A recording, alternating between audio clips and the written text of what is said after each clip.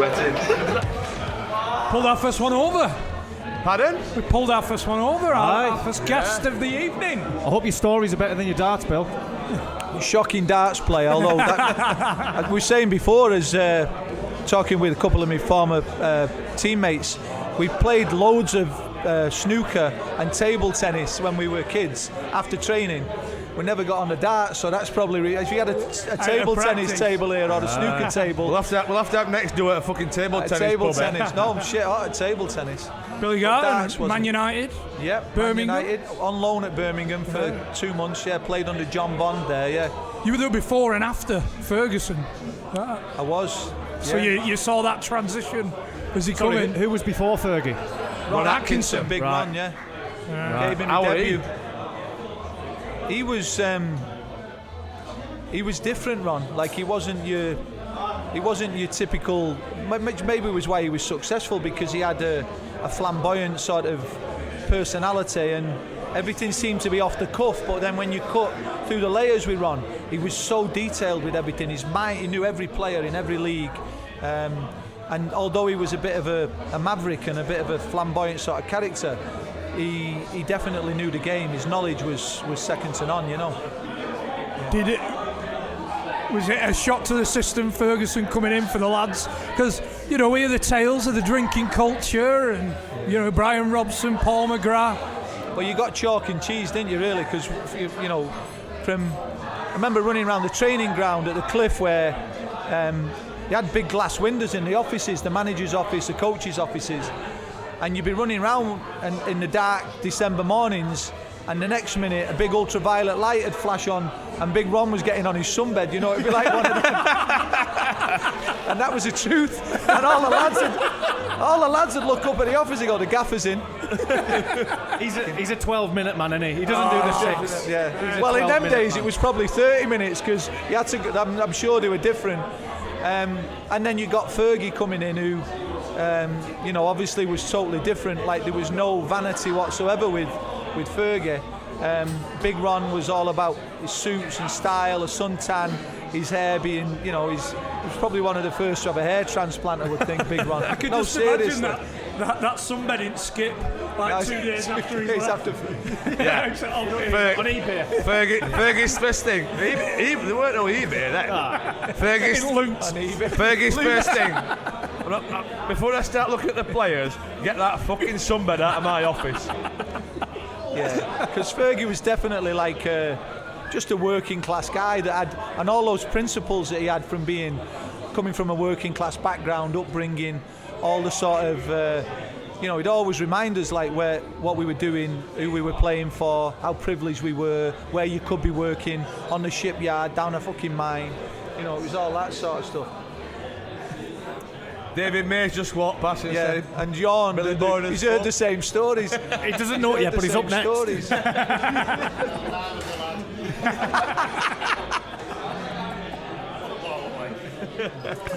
So what was that first meeting like? So there was a little gym downstairs in the Clough at the training ground, and it was small and tight, so all the first team squad were in there, and the gaffer and Archie Knox came in and with the staff stood in front of everyone, and it was like, I think it was the obvious, like you thought it was the typical new manager sort of speech, you know, but he actually said, and he told me, I spoke to him a few days ago, and he said this exact thing, that he stood in front of everyone and said, yous have all got to change because I'm not. And he said when he walked out of the meeting, Archie Knox went to him, what the fuck was that line? Like, and he went, I had to fucking say it, you know. Even though he probably didn't didn't think that it was like doable, you know. But he was talking more about, I think, that drinking culture that was out there at the time. It's got to stop, and I'll stop it because I'm not changing, yous will. And that became almost his mantra, didn't it, like throughout his time at the club. Was he not a big drinker though, coming from the middle of Glaswegian? Glaswegian? Yeah, from Glaswegian. Yeah, from Glaswegian. So your typical Glaswegian fella like to drink. Yeah, but there's a difference between being the manager and being having a drink. No, but I'm on about his... And being the athlete and being in charge and I'm on about the way that stamp your authority. The way that he said, right, no drinking.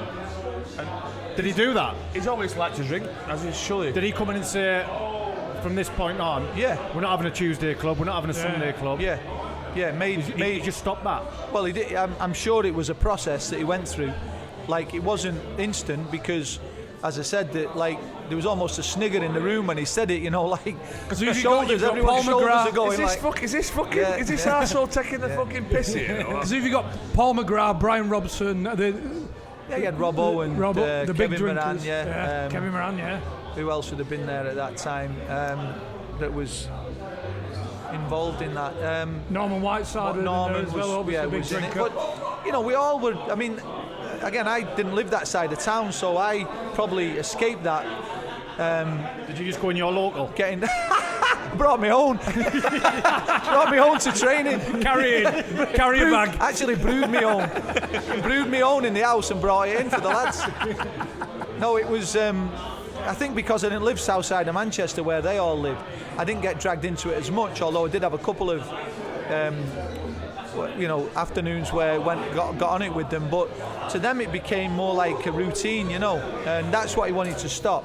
And the funny thing was, and I was victim of this myself on one occasion, but he started getting all the local taxi firm owners on his side, Fergie, and then he'd get like the landlords of all the pubs on his side. So he had this network. He had a network of grasses. Everyone was grassing the lads up. No, seriously, he had everyone. And he again, I don't know Scottish Mafia. Absolutely, but he'd sell it on the strength of like he'd befriend these people and say, if you hear anything, let me know. And fucking right did they let him know. There was probably 15 phone calls every fucking Monday morning, to his office. And what did he do about it? You think about, he got rid of Big Paul, he got rid of Norman. Robbo was a unique specimen, like in terms of the drinking and being able to carry on. He still played to a high level, so we couldn't get rid of him basically. No, Robbo was a machine. He was just a machine.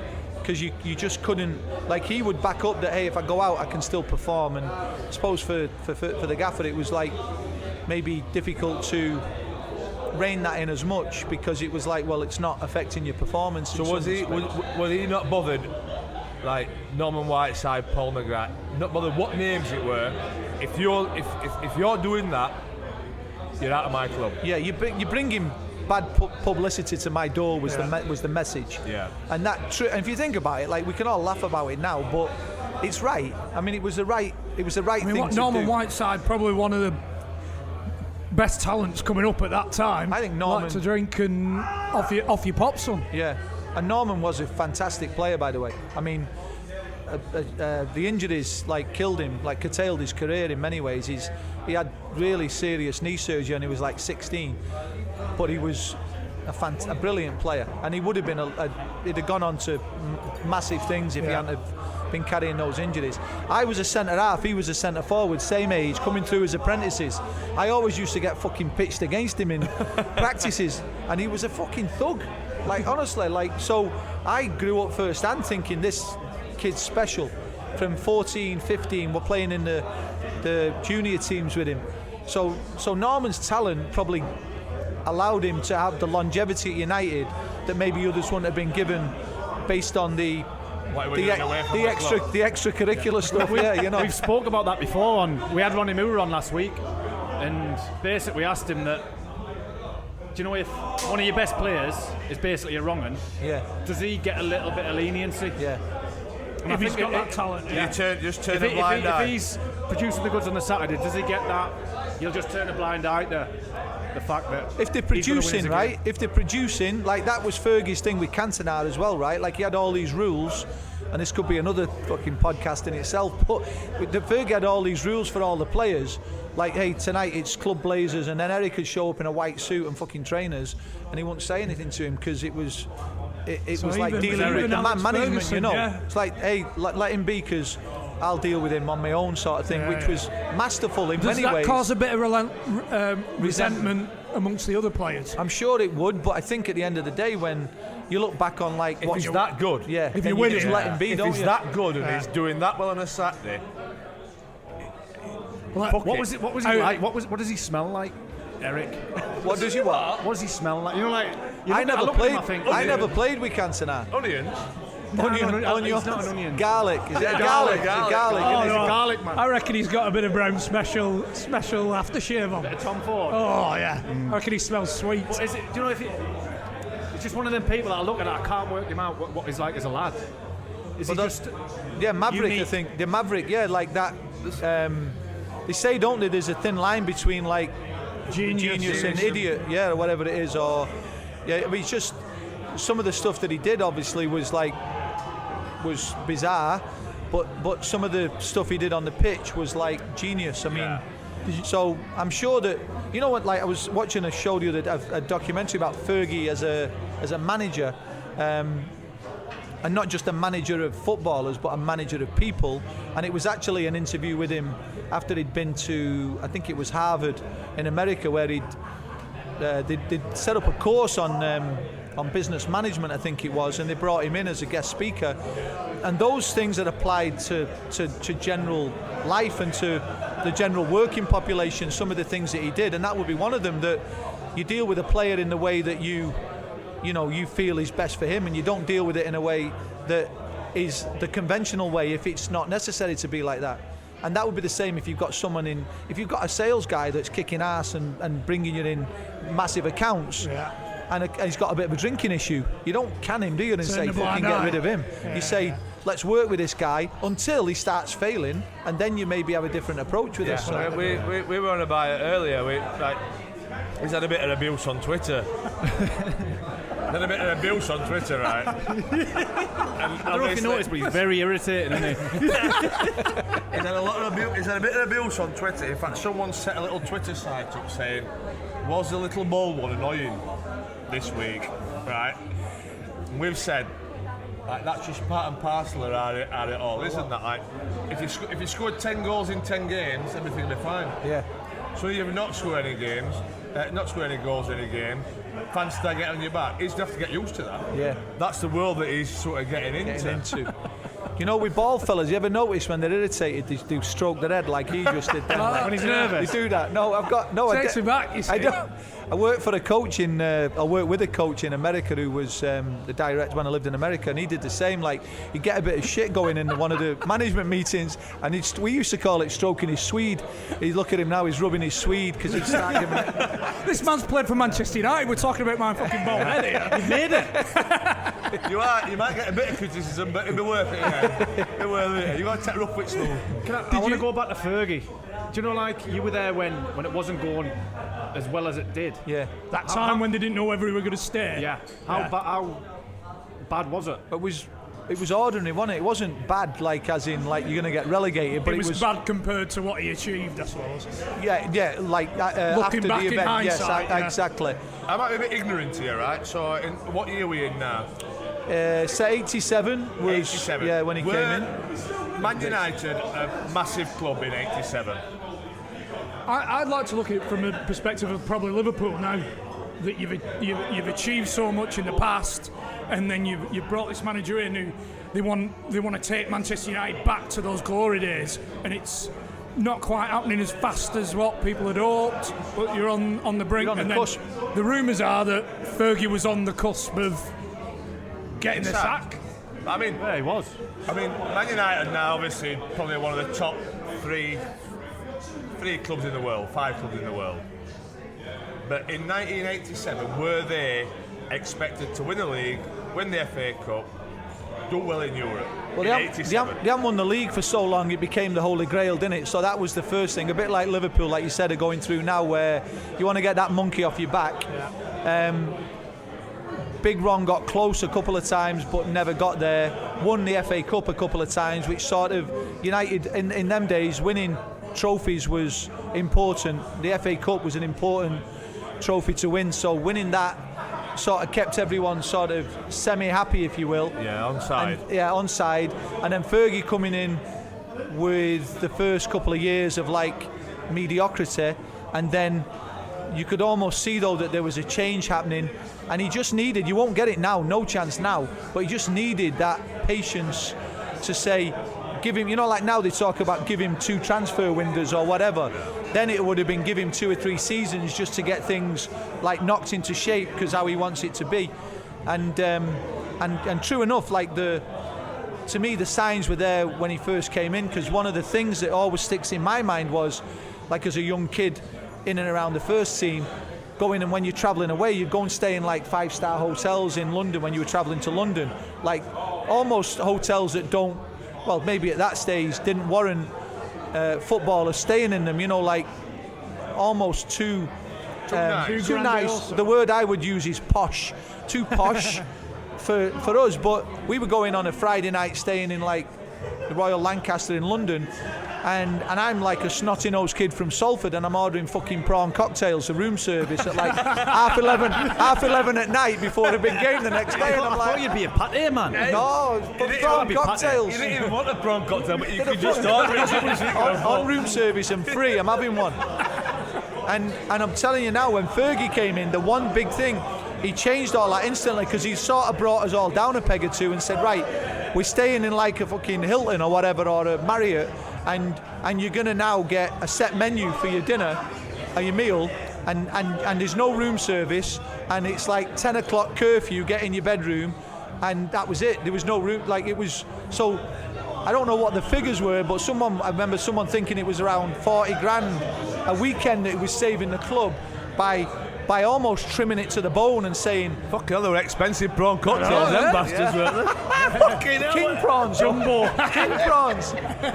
Did you have any run-ins yourself? With Fergie? Yeah, I had a couple. And I've seen him recently, and I love him. I think like what he did for the club, me being a fan, also being around him, I played a lot under him, and giving me the opportunity to play. So I love him for that. But I did have a couple of run-ins. But when you look back after the event, you go, was he fucking just playing mind games with me on these run-ins? Because I think he was. I had one run-in after I'd finished playing. I wrote an article in the paper, and below my article was another article that the 2 reporters had done, and it made it sound like Pallister and Bruce had just come in, and I was a centre half, so I was being replaced by them. And I'd finished at the club, and I'd done an article about me finishing, and this article below mine sounded like I'd wrote it. It was my piece, and it wasn't. It was the 2 reporters being clever. So he'd heard about this piece, and it was basically asking whether Bruce and Pallister were good enough. This was way back. And so he'd heard that I'd wrote this, like questioning whether. So I'm in the Old Trafford, going to literally finishing, getting my gear, going to Old Trafford, and he comes fucking flying at me under the stand, and he's fucking right in my face, giving it, you fucking shithouse, and you fucking. What you said about Pally and Brucey and fucking, and I'm like, what the fuck, and I'm like going for him, and we're fucking head to head, and the groundsman Keith Kent jumps in between us and fucking separates us.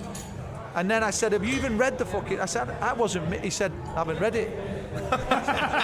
Just been told. I think he was just trying it on with me, like see if I'd cave, you know, and go, fucking hell, yeah, I'm sorry, I was wrong, but that sort of style was something that I think he employed going forward with the players and with the development of the club, because it was. You never had a dust up with Fergie.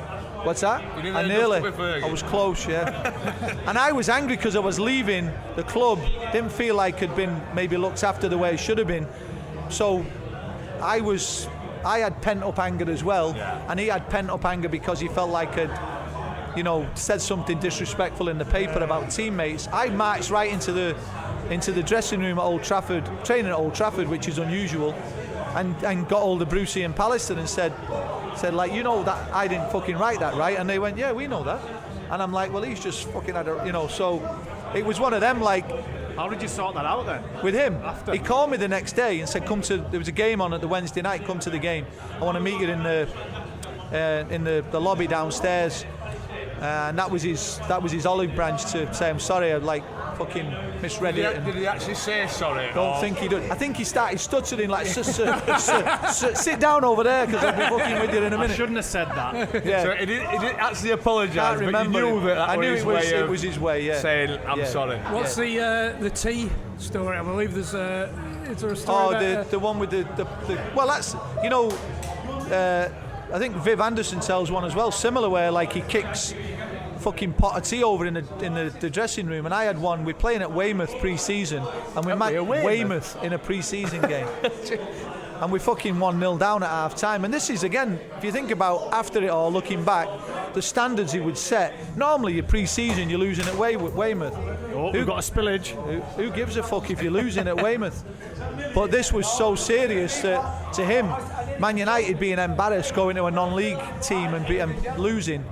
So we come in at half time, and we all know like we've played shit and we're not at it. And there's a table, a little wooden table on like 3 legs with a big silver urn, pot of tea on it, cups full of tea. Like that used to be, every half time. A few oranges. Pot of tea, fucking 12 cups, sugar bowl. Everyone just should help themselves. And he fucking lifted this table. He fucking lifted it, like, through it. And everything went everywhere. And the tea's fucking hot, the boiling hot fucking tea. And I was sat pretty in close proximity to him, fucking drenched in tea. I've got fucking tea dripping off my nose. I look around, my suit's got tea bags on the shoulders. Kevin Moran, I looked at Kevin Moran, who was his fucking suit there. His shirt's got, like, you know how tea bag breaks? Fucking tea bag's broke. It's like dripping slowly down his fucking shirt. I'm blowing fucking tea up and off. Like, and then he goes on to his famous, you know, tirades and fucking slaughtering everyone. But you just sat there and took it, you know. You'd be a brave man to have a chip back. Were players actually scared of him, or were it a respect thing?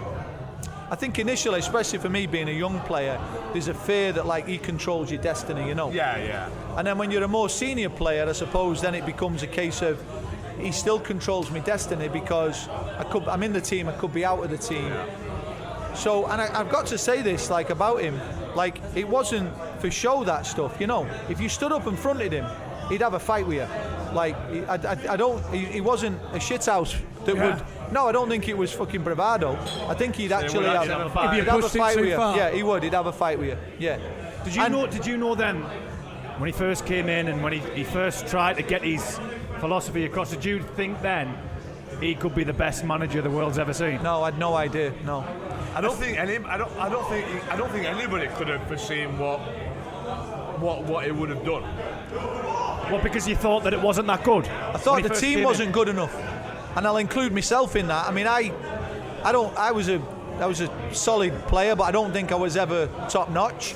So I don't think even like my own selfish sentiments wouldn't have looked at the team and gone, "Fucking hell, we're a great team." You know, he needed to make some signings, and he did. I mean, he brought Pallister in, who didn't have a great start, but then became him and Bruce and Pallister partnership became the bedrock of the team, and then he started making signings that were instrumental in what came next, you know. And so that would be probably the masterstroke would have been the signings that he made, and then the team. Like most, I mean, it's not rocket science, is it? This like if you've got a great manager but you've got a shit team, or an average team, you're probably not going to go on to bigger and better things. Because he wasn't a coach, was he?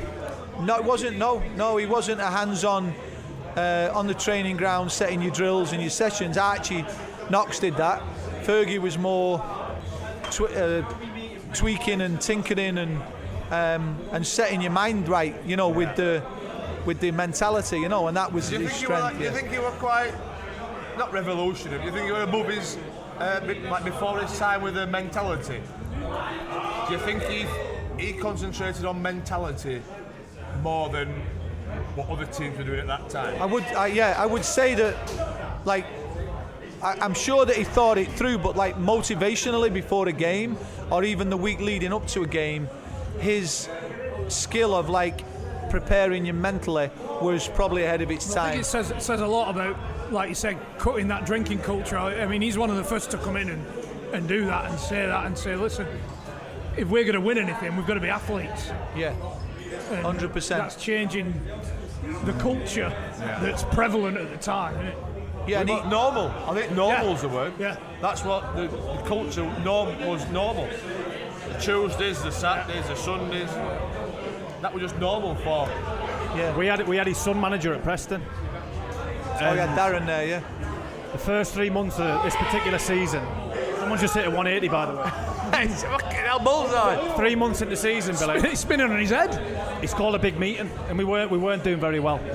probably third or fourth. Tell you what, I weren't doing very well because we were playing him instead of me. That's No. This was at the time we signed Welbeck, Matty James. He got favours from his dad, and he called a meeting and he never mentioned it before. But he basically said that the situation we were in at the moment at Preston was a complete replica of what his old man was in. He went, I'll never mention my old man. He said, but this is exactly the same. We're on the cusp of greatness. If we keep doing what we're doing, blah, blah, blah, we'll get there. He got sacked 3 weeks later. Either given that time. It didn't work out.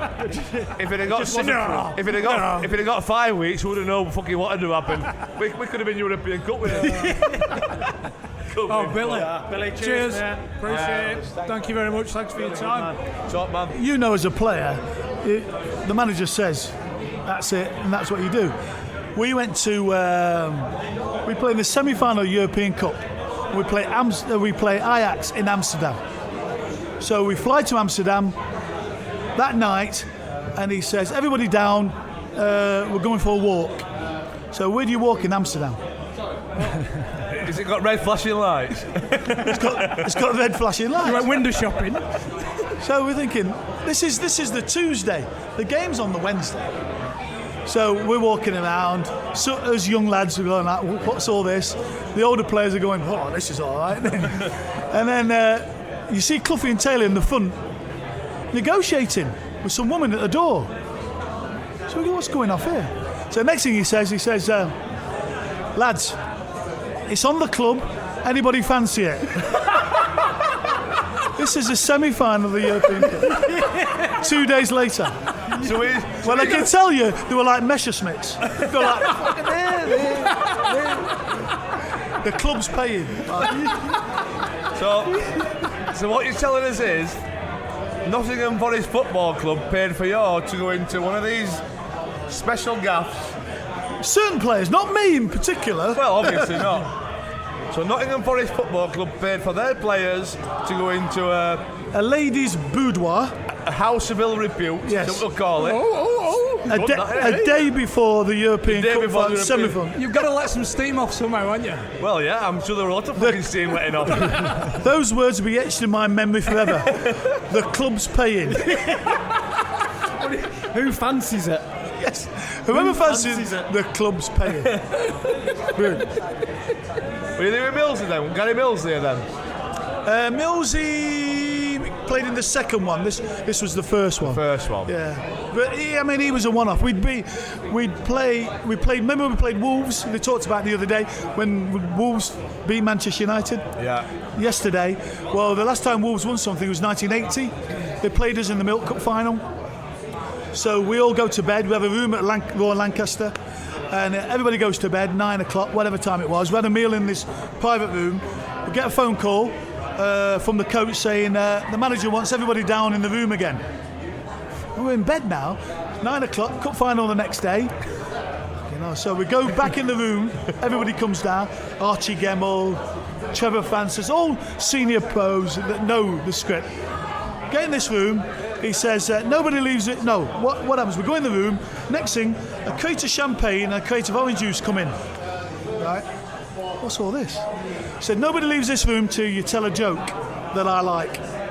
That I like? That I like. So it's a bad one, you had him in there all night, wasn't it? Fucking hell, mate. Jesus. He'd fucking still be there, you. Well, put it this way, I left at 5 to 12. So my jokes couldn't be good. No, thanks for coming on, Viv, anyway.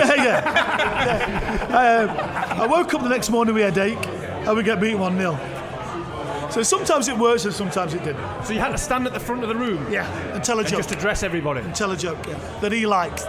And he'd say, like that one, you can go to bed. That's one of those. Unbelievable. I know. Could you imagine Arsene Wenger and all the rest of them doing that now? That is unbelievable. He took us to Callum for a week before the European Cup final. Callum is where he had a house, so he knew all the places to go. So we just went there. We trained every day, but what do you do afterwards? We just got in the fucking bar and got absolutely lapped. So, to the extent people were going, they can't be playing the European Cup final in about 4 days' time. That's what we did. Was he fine with it? What? Was he fine with it? It was his idea. But we The trained, club's playing, boys.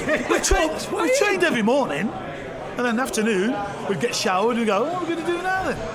Oh, might as well have a drink. And that's what we did. I mean, we won that one. Not like the Wolves one. Worked. We won that It worked. one. But I think it was his way of relaxing everybody. That's what he did. It's fucking. When you think about it, really, it's fucking madness, isn't it? There's no science to it, is there? What we've just heard about Ferguson saying it stops now. Obviously, it's so successful. You're talking about Billy. Yeah, yeah. Billy saying because we had Brian Robson, Kevin Moran, all those supposed Norman Whites, all those supposedly big drinkers. Yeah. But you talked to him. Wednesday was their last night out, really. Yeah. You couldn't go out on a Thursday, you know. You can't go out on Thursday and get absolutely lamped and play on a Saturday to any level, really.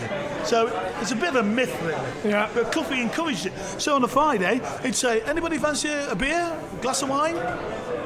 Friday nights, regular. it's completely against did you ever everything. think this is a test? Or did you know him better than that and thought? No, nobody knew him better than that. Nobody can sit in and say, oh, well, I knew Cloughy chapter and verse. I knew what he'd do at different times. Could he just completely go the other way? So I just took it as, if I wanted one, I would have one, and if I didn't fancy one, I didn't have one. So it was one of those. Do you think that, if you before you were playing, if you had 2-3 pints on a Friday, do you think it affected you? No.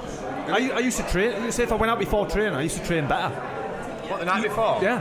Felt like you had something to prove. If I had a few before training, say on a Monday night, coming Tuesday, I'd be flying. Weirdly. You ought to just gone out fucking Fridays I at know. Blackburn, wouldn't you? I know. Wednesday, Thursday, Friday. Just the way it was though. I don't know if it's a psychological thing where you think, fuck me, I was out.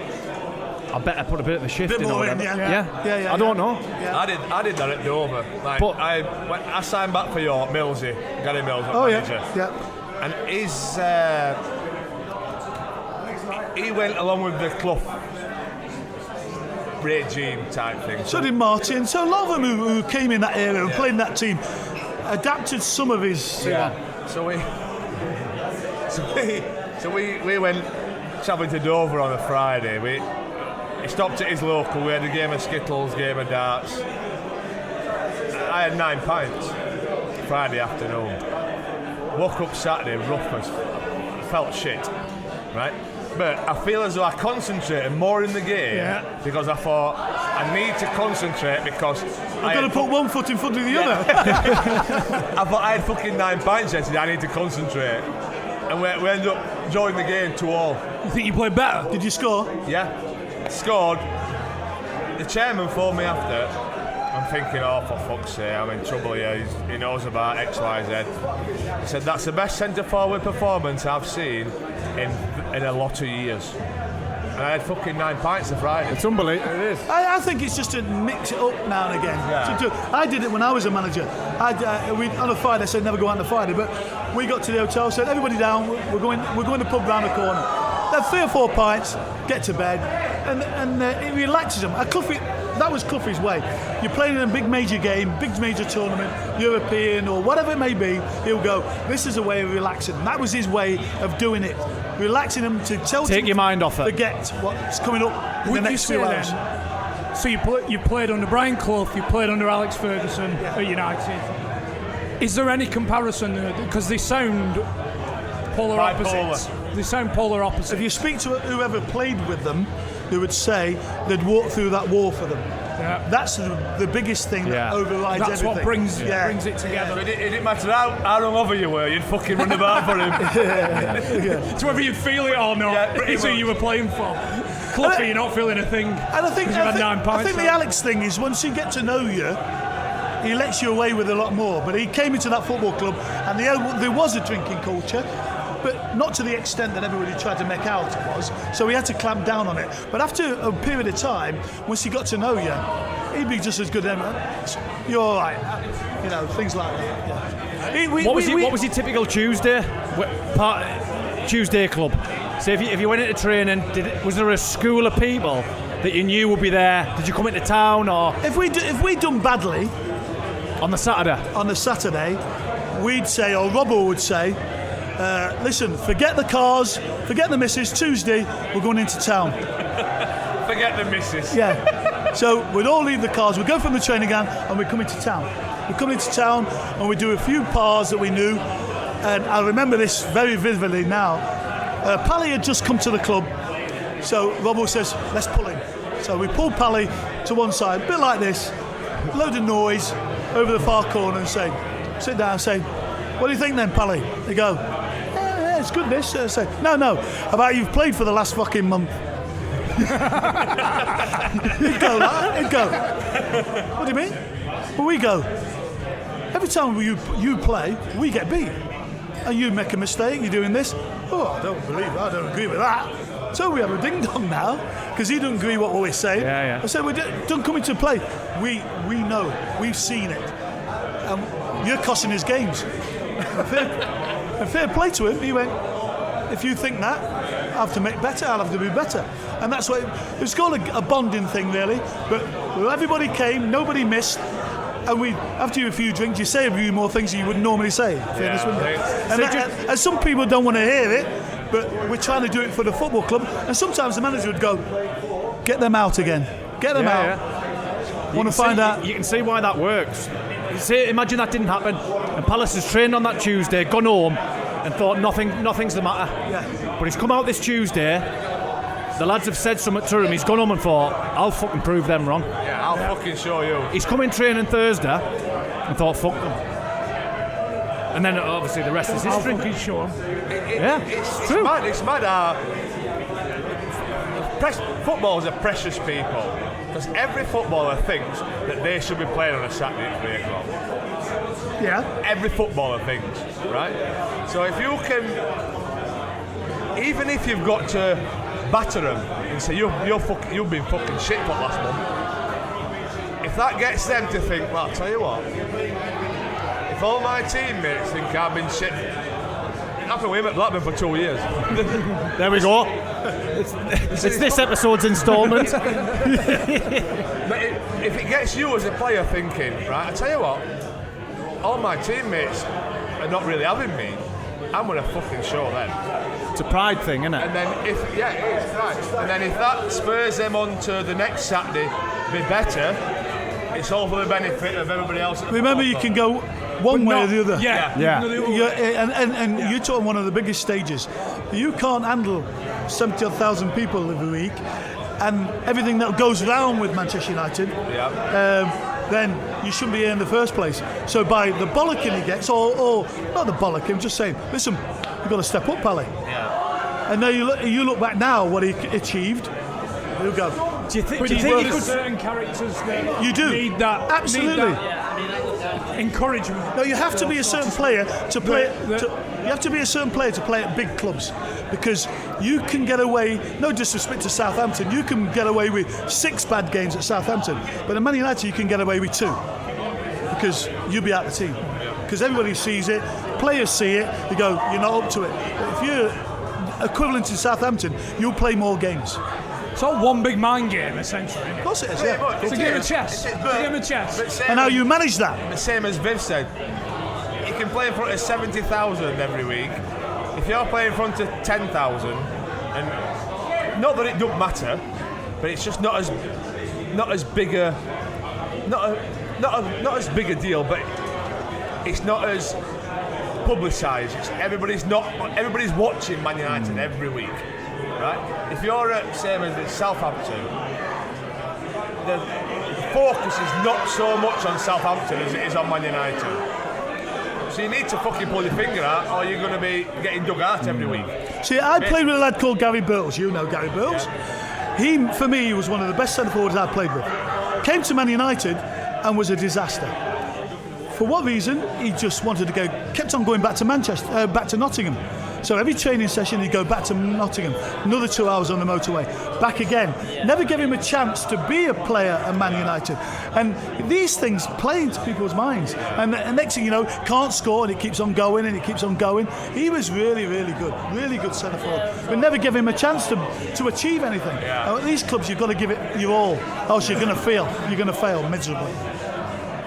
Any particular stories, or have you ever been on the end of one of Ferguson's famous hairdryers? My first game, we play Hartlepool's away. The team was Chrissy Turner in goal, me right back, Kevin Moran, Paul McGrath.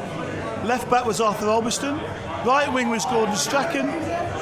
Brian Robson and Norman Whiteside midfield. Left side with Jesper Olsen. Centre forward was Mark Hughes and Brian McClare. We're 5-0 down at half time. I think I must have missed it. You played Hartlepool? Hartlepool. Fucking hell. Away. The drinks, hot tea, everything went off the table. People's faces, the lot. It's the first time we got the hairdryer from Sir Alex, and he went round individual. Is this not long after he's taken? He's literally, that's pre-season, because the pre-season game. Yeah. So it's that pre-season of him. His first pre-season. Yeah. And he goes round individually. You call yourself a Manchester United fucking player? Blah blah blah, swearing, his veins sticking out his neck. Goes to everybody individually. Gets to Paul McGrath and goes. Paul goes, you don't need to shout. So everybody in the room goes. He says, you don't need to shout, I'm only here. And he's like from there to his face, I'm only here. Well, Paul left about 3 weeks later after that. Good were it, Paul McGrath? Excellent, absolutely. Never fit, but could not train for 3 months and looked like he'd not been away for. He could pick it up like that. It was unbelievable. Unbelievable. So you were a big drinker? Probably. No, he wasn't. He was a big drink, not big drinker. He'd drink a lot very quickly and get drunk very quickly. Like you, So Johnny. it's Like somebody So it's not like the Robsons and the Whitesides and Morans who could go Hollow legs. all day. And Paul was really boom, boom, boom. Big man. Struggling a bit there. And then get off. Yeah. So do you think that from this Alex Ferguson to the Brian Clough, obviously the spectrum is totally opposite ends of the spectrum. Yeah. Do you think one works better than the other? I know you can talk about Fergie's longevity and everything and whatever, but Are we asking for to choose one? Is that what we're saying? If you're under one of them. It's very difficult to choose one. Remember, Man United had all the facilities, all the money and everything else. Forest had a training ground they had to share with the cows. So you've got the money, you've got the training facilities, you've got the squad. Who are you having in charge?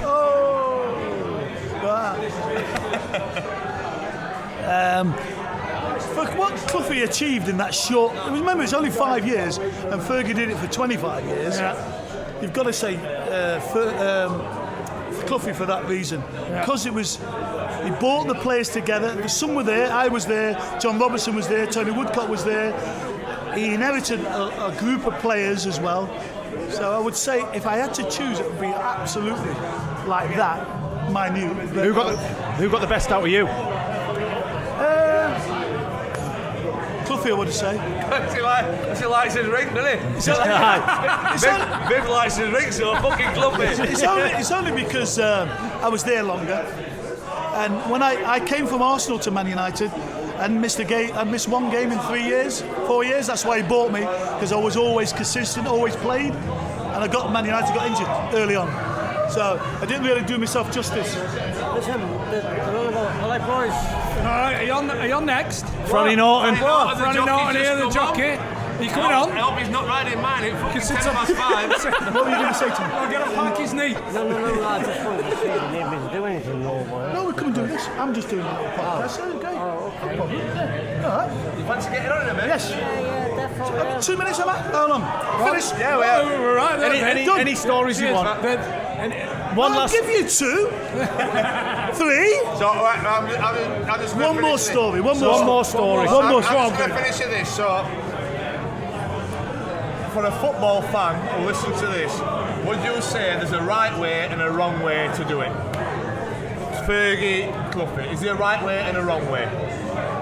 isn't a right way or wrong way. It's about results on a Saturday afternoon. Whatever it takes to get results, and what you have to cajole, what you have to do, what you have to bollock, what you have to do, whatever it takes to get a result on a Saturday afternoon, that's always the criteria. Always. There's no right or wrong way. There's no right way. Try and use a bit of both. That's what you do when you're going to management yourself. You try and go a bit of Clough, a bit of Fergie, a bit of Bobby Robson, a bit of Terry Venables, or a bit of Ron Atkinson, and formulate your own way of doing things. You know. Who's the funniest player you played with? Gaza. Gaza's just mad. He's just mad. What's your favourite Gaza story? I'll leave on this one. So we train at the training ground, and we leave at the training ground. We have lunch at the training ground, and then we get on the bus to go to, I think it was Aston Villa. Come out, no bus. So I go, where's Gascoigne? There were no bus and no Gascoigne. No bus and no Gascoigne. So we get one of the boys to text him or ring him. Where are you?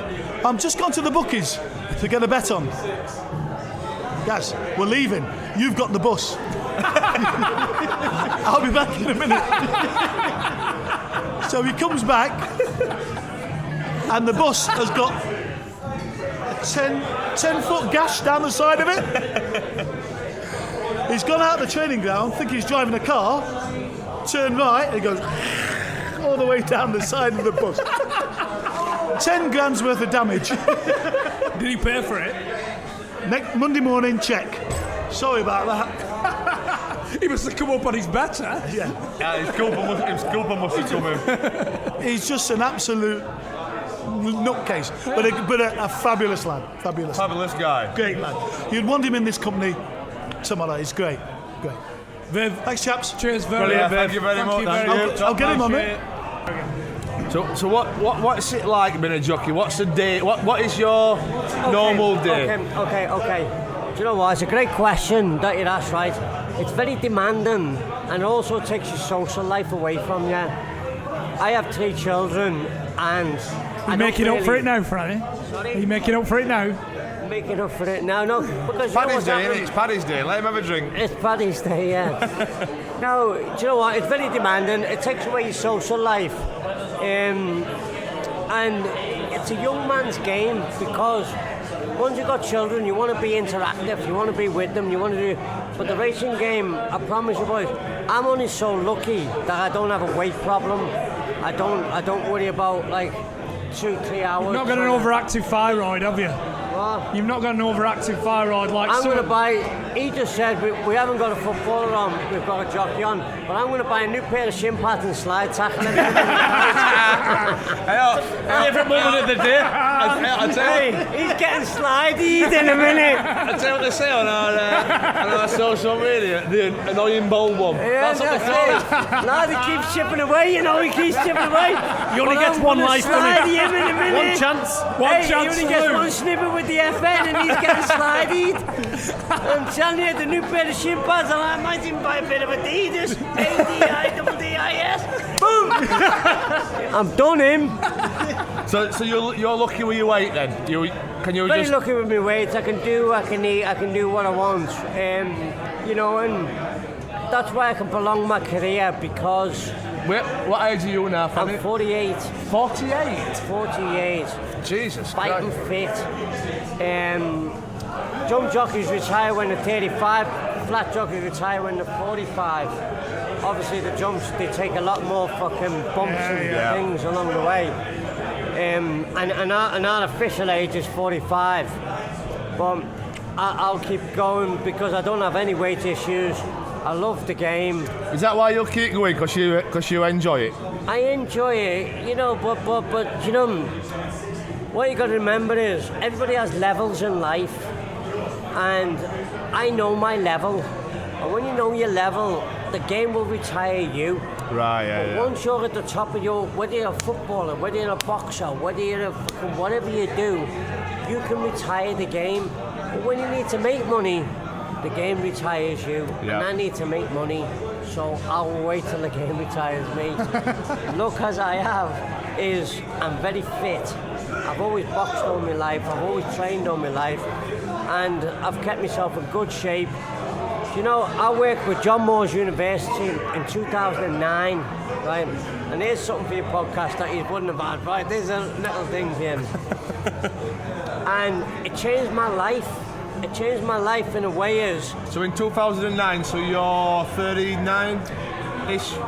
Yeah, well, when I say it changed my life, what I'm trying to explain to you is the whole sport now is sports science. Now, football was sports science 20 years ago. Racing is only just coming in to sports science. They're only just starting to learn about the nutrition, learn about how you... Because the problem we had was, we always had like, well, you know, the other morning, I ran 5 miles, come in, had a sweat in the bat. I went to the races because I put a little bit of weight on, went to the races, and I took another £2 off. So when you say you've put a bit of weight on, what's a considerable amount of weight for you to put on? Well, if you know, I'm a natural rider at 8 stone 8'1". So if I'm 8 stone 5 when I wake up, I need £5 I need to take off. But what you got to remember is, right, you can't crash diet £5. It's only a quick fix. So what you do for that quick fix is you do your run, you do your sweat in the bath, you get the races, and then you do your sauna and take the last 2 off. That's just a quick fix. But that 5 will then become £7 once you leave them races, because once you rehydrate yourself, everything stays with you. Yeah. So you ain't kidding anybody, or no, it's just a quick fix of what you do. Now, so can you do that quick fix daily? Well, you can't, because it'll take its toll. Eventually. Yeah, you know. And it's not only physically, mentally, it drives you fucking insane. Yeah.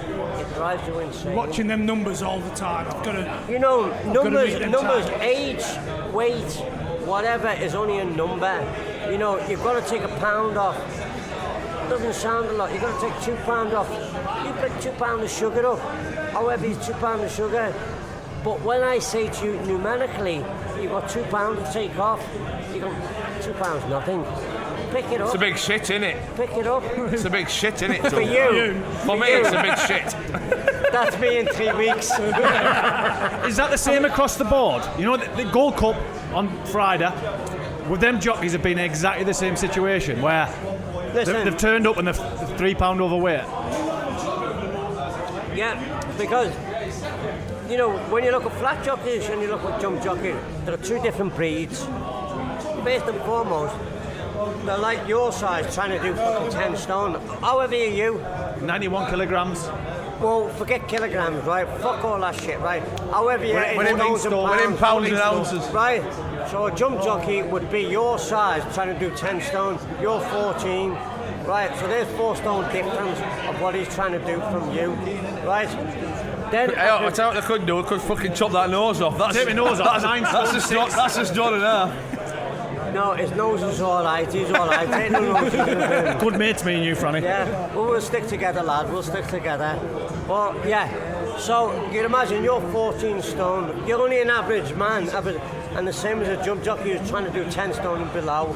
So work it out for yourself. The fractions are not hard, are they? And that's what they're trying to do every day, just to build themselves and just do that. Ryan saying you were the Queen's jockey at one point. The Queen's jockey. No. Who said that? Somebody. That's what's been thrown. Research. No. I wrote just been brought to the table. He's not had a ride out on a Queen, has it? Queen. No. I rode for the Queen. I actually rode the Queen's first ever horse in Dubai. Right. A horse called Banknote, but I was never the Queen. But you've rode. Yeah, the royal horses. Yeah.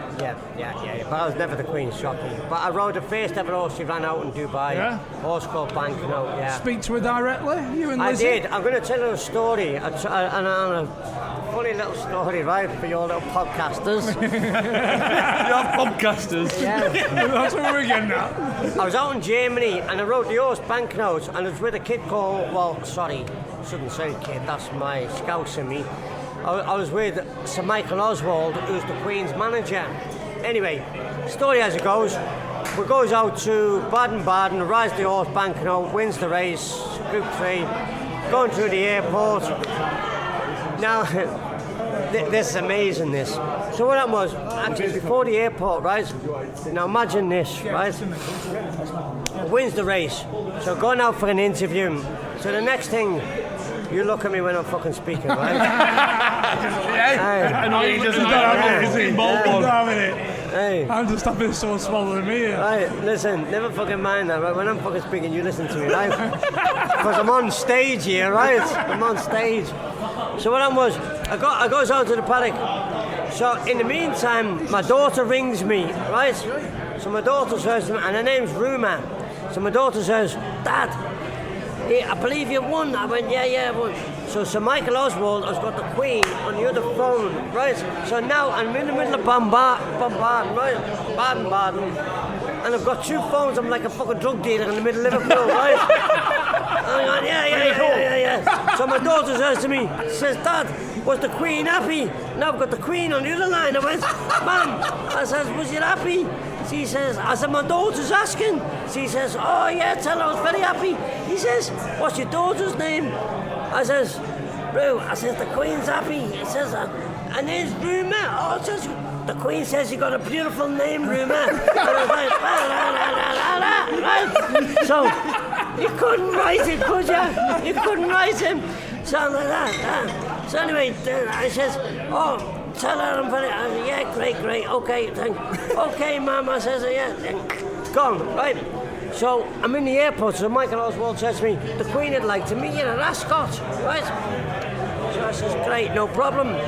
So on the Friday, I'm at Royal Ascot, I goes up to meet the Queen, right? The little boy from the council estate. I think we're just glossing over this. I was going to meet the Queen. Yes, yeah, let's sell it. Not anybody...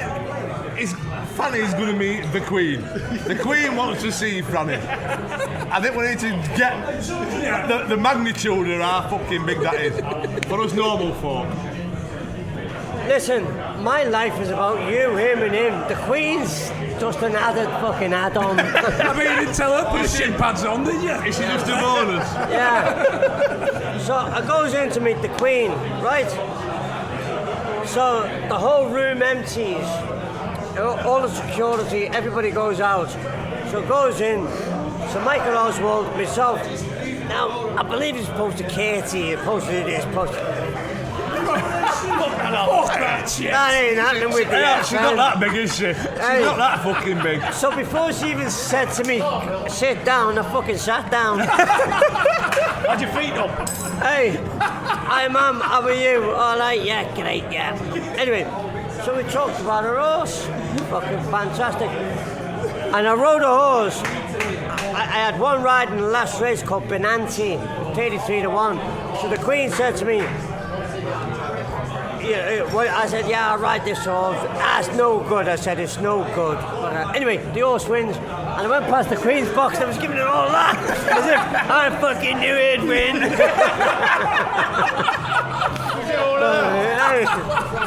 I was trying to think of like Mick Shannon used to wave his hand. I was doing the pop bells and all dance. Anyway, ended up winning the fucking race. So I said, I ring Sir Michael Oswald afterwards and said, can I meet the Queen again? Nah, I'm only joking, I never. I was a lie. But anyway, that was that. So, because in my game, if you can't ride a winner, right, all of a sudden, you're on the floor. You ride a winner, everything changes. You ride two winners, you're away again. Because your mindset's up there. Everything, man, come on. And I was shit at football, but I played a few games with Mick and Queen, right? I played, the English jockeys played the German jockeys. The German jockeys were a lot better than the English jockeys, right? I never forget it, one day, right? A ball come over, kid who used to play for the Ipswich or fucking Forest was in goal for this sort of thing. I'm 5'1.5". The keeper's 6'2". Ball comes over, comes across my chest. I turn, I hiss the ball. I can't even fucking kick a ball. And I was a Louis Garcia. It went boom, boom, and it went in. I fucking chipped the 6'2" keeper. Right, all of a sudden, boom. I'm the next thing I'm fucking snapshotting and everything because we like Lionel Messi. No, I was messy. We've seen the video. Somebody said you were very fucking messy. Well, but that's it. There's confidence in life, whatever you do. So that's my advice. Franny, that was brilliant, mate. Yeah, Different top take. man, mate. Unbelievable. It's our first guest that's an acquaintance of the Queen, I'd say, anyway. Yeah. She's actually a fan of the podcast. Have you got a message for the Queen, or She's on next, I believe. would you believe it? She's on next. I'd listen. Ma'am, don't tell me the story I told you. Boys, we're in. You should have had a drink at fucking 33-1. Top man, Franny. Thank you. Thank you. Treble winner. What are you shaking your head for? Double winner. That's right, isn't it? Double. Treble winner. I tell you what we'll do. We'll let David May tell us what he's won. Oh, do you mean like doubles and trebles? Yeah. We're not on about Cheltenham How neither. many medals on your chest? Oh, darts. Oh, no. Oh, right. All right. He's a bit of a shark, by the way. 2 League, 2 FA Cup, a European Cup, 2 Charity Shields, but we don't really call them medals. Do you, like, we've never played at that level, so you know the Charity Shield, is that just a bit of another pre-season Is it a game? pre-season pre-season friendly? You can say that, yeah, but you still want to win it. First, sort of like a little bit of silverware. You want to win it, don't Because you? it's against, obviously, one of the other main Well, rivals. it's either, well, if you win the league, it's against the FA Cup finalists, Yeah. winners. But when we did the treble, I can't think who we played in that one. If you win both. Yeah, you win both. It's What was Whoever. the Shearer song? What was the Shearer song? all right, yeah. More medals than Shearer, yeah. How's it go? How's it go? Oh, David May, superstar, got more medals than Shearer. There we go. I tell you, I was an unbelievable player. He was an unbelievable player. I thought you just said I was an Oh, unbelievable. no. God, no. Tell you what, lads. I know what he's about to say, and he's fucking modest with it. Yeah, I fucking, bit of self-praise. I fucking stole a living, don't worry about that. I had good players around me. What was it like just playing for Man U It was, at that time? Where did you sign I from? was Man U unbelievable. from? Blackburn. Blackburn. Yeah. Funnily, the year I left is the year they won the league.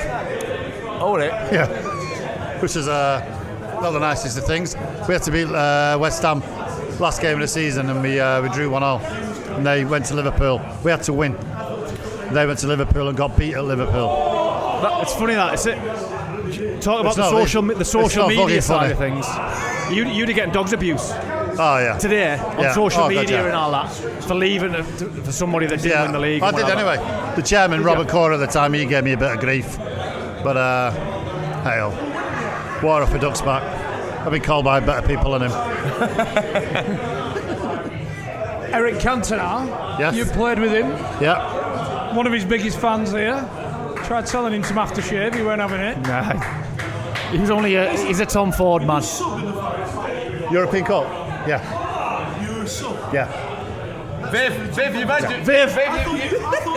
your time, Viv. Viv, stay out of it. You've had your time. If you wanted to batter him, you should have battered him when you were wrong. You were on the field that day with the old kung fu kick. I did, yeah. I actually scored that day. First. See, no, and he stole your limelight. He did. What a twat. He did.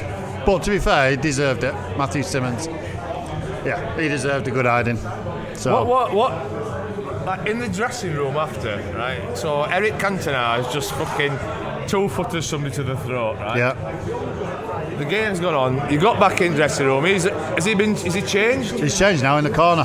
He's changed. Changed sat there in the corner, and the gaffer goes ape shit at everybody else because obviously we were winning the game 1-0, and then Southgate scored in about the 85th, 86th minute. We drew 1-1. Had we won that game, we'd have won the league. Right. Or well, we would have won the league because we'd have had 2 more points. But yeah, and he starts on Schmeichel, 6'4", best keeper in the world. Fucking not come for the cross, not made a save. Palace is 6'4", fucking top centre half. Bollocks, not won a fucking header, not won a tackle. Insit, the governor, load of bollocks. And you, where was you when fucking Southgate scored? I was marking Richard Shaw. Well, who's marking Southgate? So I just pointed to Eric. He turns to Eric and he says, Pass the ball. "You're fucking dead right. Get out of the way." So he turns to Eric, suited and booted. "Eric, can't do things like that, son." He thought, "Fucking hell, is that it, gaffer?" And then he turns around and starts giving it Coley. You fucking hold on a minute. Eric's 2-footed a fucking lad in the crowd. And that's all he said. Brilliant. Preferential treatment. Do you think the preferential treatment because he knew he was so good, or do you think it was he knew that that's the only way to get the best out of him? I think he figured him out. Well, I mean, I suppose any other player had just been sacked. Job done. Yeah. Fucking get on your bike. But I think any other player in that squad would have been sacked. I don't think the manager certainly wouldn't have turned his back on him. Yeah. But maybe the club might have changed. Maybe he'd done something a little bit different. I don't know. Thankfully, I never got in that position. But Eric was special. When did you realise you were good enough to play for Man U? About 6 months before, when I knew there was interested, and then it sort of like went on from there. But so on your first day, did you think, I feel at home here? Oh, fucking shit myself. Yeah. Walking into that dressing room, they've just won the double. I'm only gutted that Robbo had left that year, because I never played with Robbo. And Brian Robson. Yeah, and going off what everybody used to say about him, I never had the privilege of playing with him. But obviously I know him now, and it's just a great bloke. But now walking into that dressing room, I was petrified, to be fair. But when you say you found out Man U were interested, did you start thinking, fucking hell, Man U were interested in me? Yeah. And I don't mean that disrespectfully, no. but I mean, like, you're at Blackburn, you're doing all right, you must be doing well at Blackburn, and you're like, fucking hell, Man U were thinking about signing me. Imposter syndrome, kind of. Manchester United are thinking about signing me. You must have felt fucking 10 foot 10 tall. foot tall, yeah. Absolutely. Absolutely. So you must have had a better, well, not saying, but did you have a better end of the season knowing that, thinking? Well, I was always under, as soon as I knew United were interested and they wanted to sign me, and I won't say even if you'd have had a nightmare to the end of the season, I'd have still signed. You know, I spoke to the manager, and he said, look, don't worry about it, we'll look after you. And I said, I want you to come in and replace Brucey, and that was that. Next day, 1st of July, going for training, Brucey comes over, wishes me all the best, Pally comes over, and they're the two players, obviously I'm you're going to replace? Yeah. Well, obviously it would have been Brucey, because Brucey was 34, I think. But Brucey was brilliant, absolutely unbelievable. For you, Man U could have probably signed any player in the country, maybe, if not the world. So for you, that must have been a massive confidence booster. Well, when I spoke to the gaffer about, because on the 1st of July when I signed, I never spoke figures, never spoke anything about money or nothing like that. He just told me about where I was going to be in the team, the fact that they'd been watching me since I was 15. Like, I have no idea about that. I had no idea. Do you think that's a psychological thing from Fergie's point of view to reinforce that confidence in yourself? Possibly, you being at Manchester United, we're not talking about money. This is Manchester United. You're playing for the best club in the world. All the gaffer did. He took me around the trophy room, around the museum.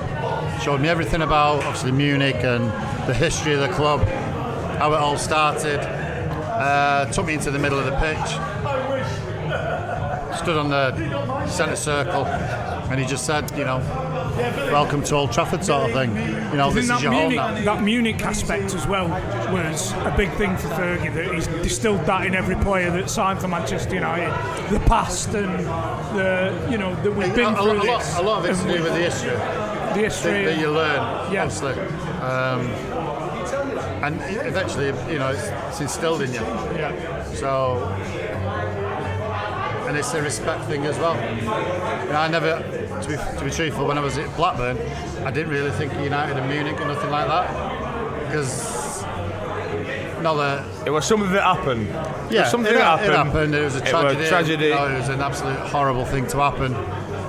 But that was about it. But he felt that it was important for the players to know and understand that. Yeah, and what it means to appreciate play. that as the history of the club and Manchester what it United. means to play for the club. Yeah. You're not just playing for a club. You're playing for like an institution.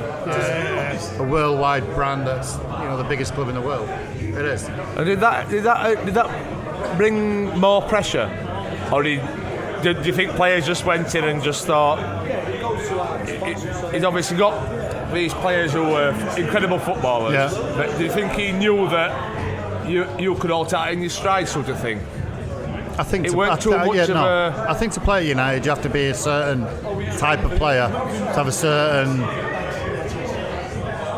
I won't say attitude, but you have to have a certain character, because you are in a pressure situation every week. Every week you have a duty to the fans, to the club, to go out there and win every game. How you walk through that team? How good were they? Beckham, Giggs, Scholes. They weren't even there then. It was Big Pete, Parks, Paul Parker, Pally, Brucey, Dennis, Kanchelskis, Ince, Keane, Giggsy. What was Ince like? From a player's point of view? Listen, he is what he is. Would he dig your... Is he one of them that he means well, but he's just a bit of a dick? It's the only way he can sum him up. He's just a dick because he probably picks just on you. But that's the right... I think just is it a winner's mentality? Thing. I think what summed him up is... That's like disrespect. The greater good, though. The greater good, and digging somebody out for the greater good of the team, rather than that individual's personality. I think it sums him up. I don't know the bloke, but I think it sums him up the fact that he thinks that he could have gone in when Solskjaer went in and do exactly the same. I think sometimes people say things just to get a reaction. No, I want to know about what he was like as a player. Oh, it was unbelievable. It was you know yourself. There's a knob in every dressing room, isn't there? No, there's a knob in every dressing room. There's a fair few knobs in every dressing room. But there's always one that you think, just fucking shut up. Yeah. Was he that type that just get on you all the time when there was probably no need? No, because he was a good lad, and he looked after me when I came to the club. But it's just something about him that on the pitch. No, on the pitch he was brilliant. Just a chirpy cockney that just at times annoyed you, but that's the way it was. Sometimes the north-south divide, kind of. I wouldn't say it's north-south divide. I think it's just the way he was, the way he came across. He came in with his registration was LA Gov. He wanted to be the governor. That was his registration plate. Yeah, and he wanted people to call him the governor, but he wasn't. Robbo was the governor. Tell you what. Could he not accept that? Well, then Robbo left, and then 6 months later, then I only played with him for 6 months, but he was a phenomenal player. It really was. But you couldn't wait to get rid of him. From a player's point of view. I wouldn't say wait to get rid of him. Like I said, I actually liked Ince, but it was just the way he was, because I'd never come across that type of character. Yeah. What was your thoughts on Keane? Keane just wanted to rip your head off. and would he? He'd have a goal, but he wouldn't win. No, I think the two tolerant. Keane was a leader. Ince was a leader on the pitch, but the way Keane was in the dressing room and the way he was in training, he demanded that respect off everybody, and he demanded that level of commitment in training and on the pitch. Could he command more respect than anybody else that you've played with? Probably, yeah. I want it a respect. I want it a fear. No, for the class of '92. Yeah. Were they scared of Keane? No, absolutely not. Because they knew how good they were. No, just because you don't fear anyone in the dressing room, do you? Don't get me wrong. There were some people that Keane had to go at, and I thought, whoa, that's a little bit harsh. Yeah. But it is what it is. And if those lads buckled, can't take it or buckle, then They're not going to perform in front of 80,000 every week. Yeah. As well, we've just yeah. heard numerous times. Yeah. Of that 92, who did you see being the biggest prospect? Probably Scholesy. Yeah. He was just phenomenal. To say he had asthma as well, and he had his inhaler everywhere he went. It's brilliant.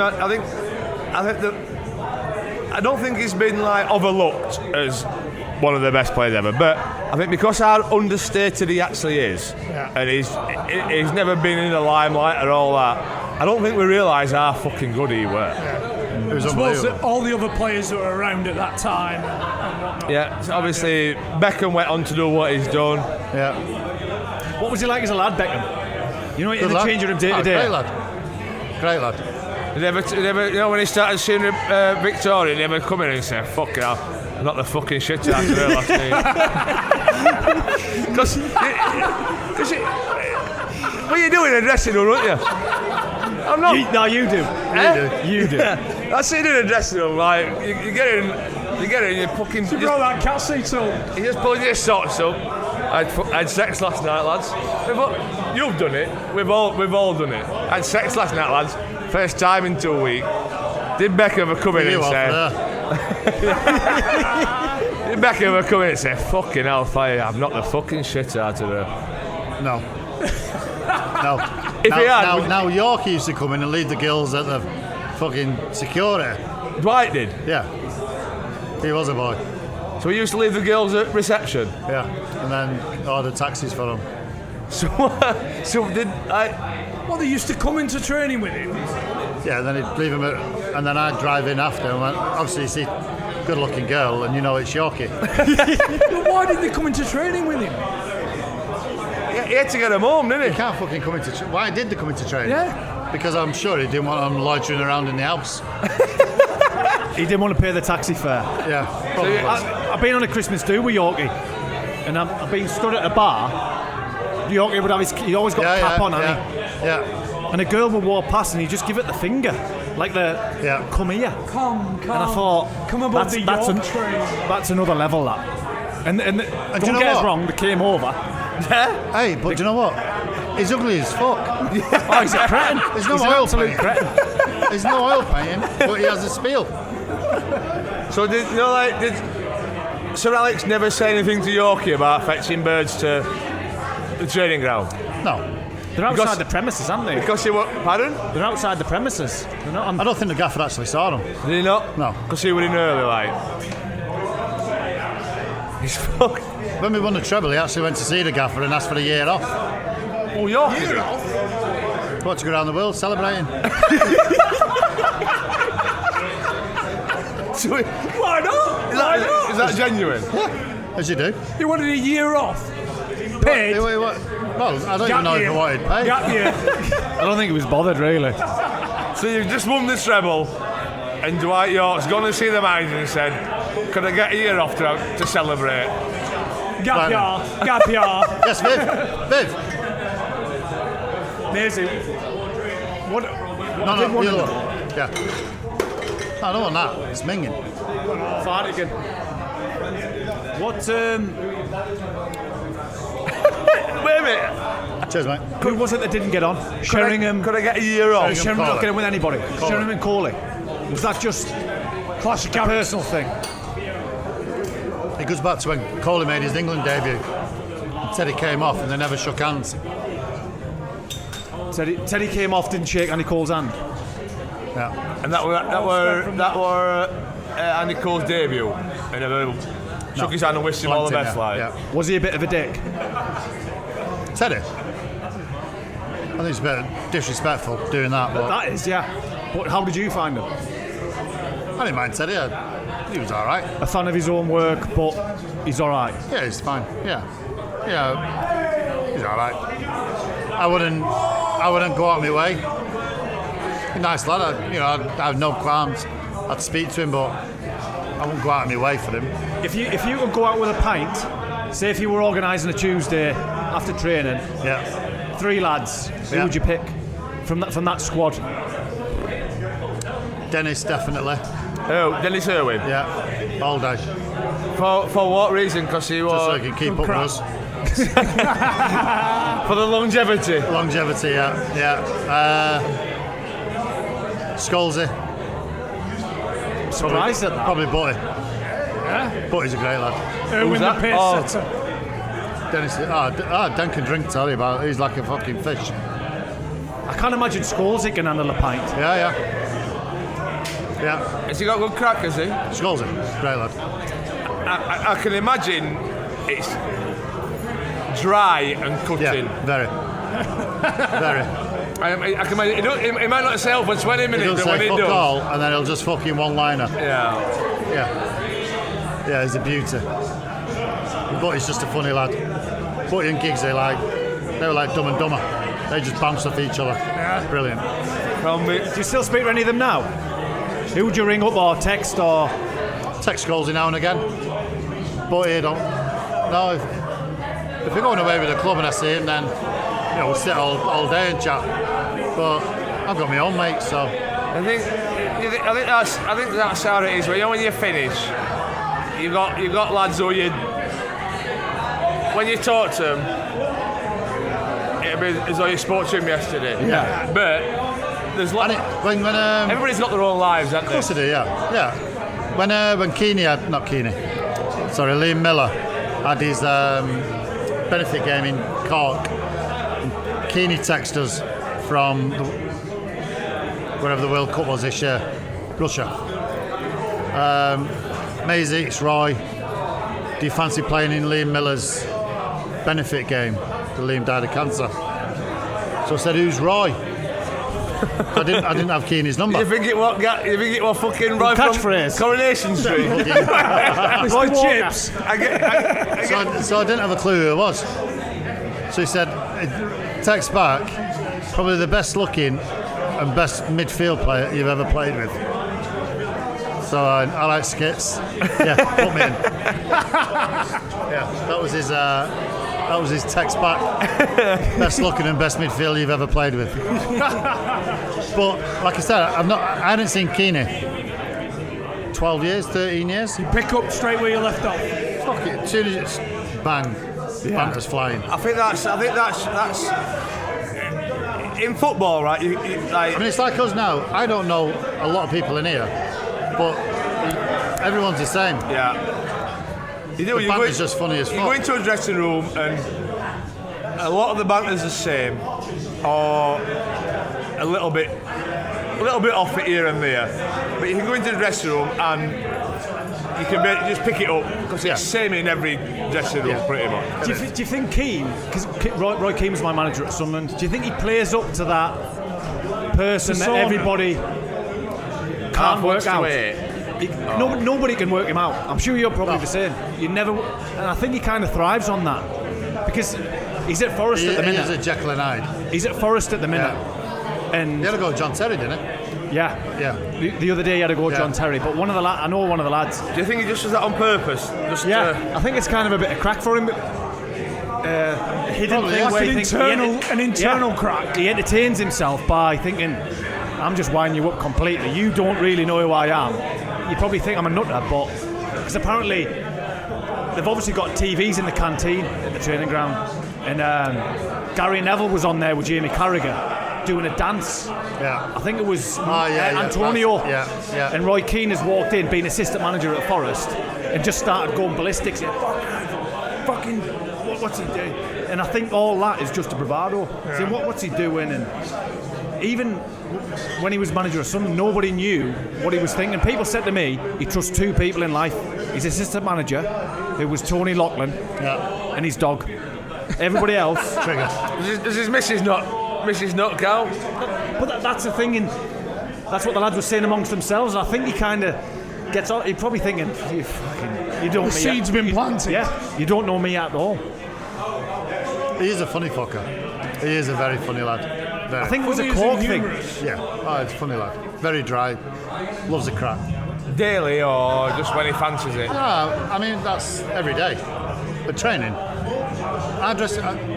You'll know yourself about if you've got a good dressing room, you've got fucking half a chance of winning things. We've said it before. I think if you've got a good dressing room, I think it's worth 15 points a season.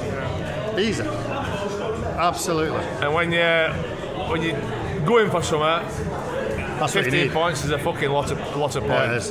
Yeah. A lot of points. So, but Keane had his standards, and if he'd rip your head off in training, rip your head off in pitch on the pitch, dressing rooms, but it was only for one thing, and that's to win. Did you know that as well?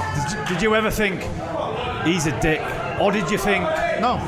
Fuck it. Fair play. I told him loads of times he's a dick, but you argue, you have it out in training, and then that's it. I don't think Keane he never did with me, hold any grudges. So nah. Did you ever get the blast from Fergie? Oh, I fucking plenty of times. Fucking hell, yeah. It was only Eric who never got it. Do you know, like, you've got in at half time, you're 2-0 down, which back in the day, it used to happen quite often at Man U, didn't it? They used to win 3-2, but as you walk, the referee blows his whistle at half time, you're walking back to dressing room, you think, I'm getting it here. Yeah. The only thing you do is don't fucking get eye contact. Just fucking stare at the floor. Absolutely. Yeah. Just fucking. Like naughty schoolboys, isn't it? Yeah, it is. It's exactly the same. It is. But the strange thing with the gaffer is, you could be 2-0 down, and he'd come in and be like, "Fucking hell, lads, what's going on? You're 2-0 down. Get out there and sort your fucking selves out. Turn it around." You could be 2-0 up, and he'd come in and fucking rip your head off. And that was just his way of. Yeah. That was his way. I remember we were 1-0 up against Everton, and I was walking up the tunnel, and the gaffer come past us, patted us on the back, said, "Well done." He says, "That fucking Phil Neville. Where the fuck?" I went, "To be fair, gaffer," and he went, "Don't you fucking to be fair, gaffer me." Right, fair enough. Because I know exactly, because Phil got caught out for something and never scored off it. Well, I actually tried to sort of half-back Phil up, and it fucking backfired on me. It just gave me the fucking stare. So next time you're like, "Fuck that Phil Neville's fucking shit. He's fucking get him off. Get that fucking Neville off." Yeah. So you've won. Mate. I could talk all day. So I know you couldn't, but right. So that night you won the treble. What do you do? What were your next Drink. Yeah. Did you get the bees in the changing room? What were your next 2 days, 3 days? We didn't get back to the hotel till about, I don't know, 2 o'clock. Because everything you got to do because with that. It kicked off 10 o'clock, 10:30, quarter to 10:30. I think we kicked off at 10 o'clock. So it'd be 11:30, quarter to 12. We was on the pitch for an hour, easy. After? Yeah. Celebrated in the changing rooms. With a drink? Is it UEFA? Did UEFA fetch you Creator Ale in or? We had champagne, we were just sat in the bar, just singing and having a good time, as you do. Were you embracing it? Even though you didn't play? I loved it. I still thought... Do you know what? I loved it more as a fan. Even though I never played, I just thought, this is fucking unbelievable. So I just won the league. It's all like in the space of 10 days. Won the league. Yeah. Like we had to win the last game against Spurs. We had to beat Newcastle in the FA Cup. And then it's going on then to the Wednesday. So everyone was buzzing the tits off.